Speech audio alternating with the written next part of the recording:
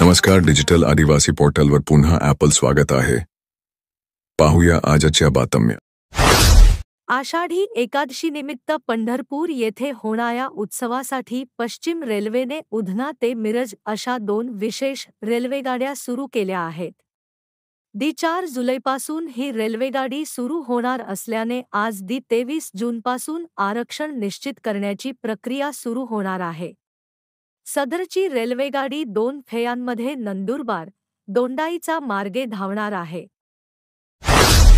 नंदुरबार येथील यशवंत विद्यालयात अहिल्याबाई होळकर योजना अंतर्गत शालेय विद्यार्थिनींना मोफत बस पासचे वाटप करण्यात आले. घरासमोरून दुचाकी चोरीला गेल्याची घटना सोमावल येथे घडली. या प्रकरणी अनोळखीविरुद्ध तळोदा पोलीस ठाण्यात गुन्हा दाखल करण्यात आला आहे. नाशिक येथे होणाऱ्या आगामी कुंभमेळ्याला भाविकांची होणारी अलोट गर्दी व वाहतूक व्यवस्थेसंदर्भात लागणाऱ्या रस्त्यांच्या सुविधा, आवश्यक रस्त्यांची निर्मिती ही केंद्रीय रस्ते वाहतूक मंत्रालयामार्फत करण्यास केंद्रीय रस्ते वाहतूक मंत्री नितीन गडकरी यांनी तत्वतः मान्यता दिली. याबाबत लवकरच DPR करून त्याला निधी उपलब्ध करून दिला जाईल असा निर्णय नाशिक सिंहस्थ कुंभमेळा बैठकीत घेण्यात आला.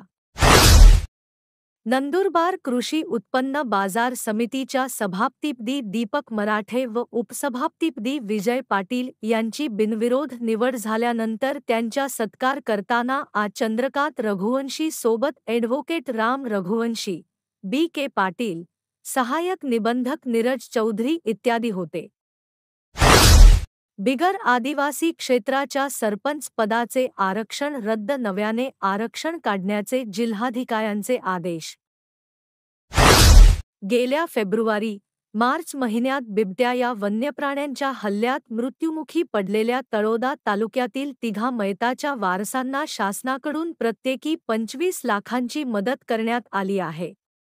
सदर धनादेश रविवारी आमदार राजेश पाडवी यांच्या हस्ते देण्यात आला. अशाच नवनवीन बातमीसाठी आपल्या YouTube चॅनल डिजिटल आदिवासी पोर्टलला सबस्क्राईब करून घ्या.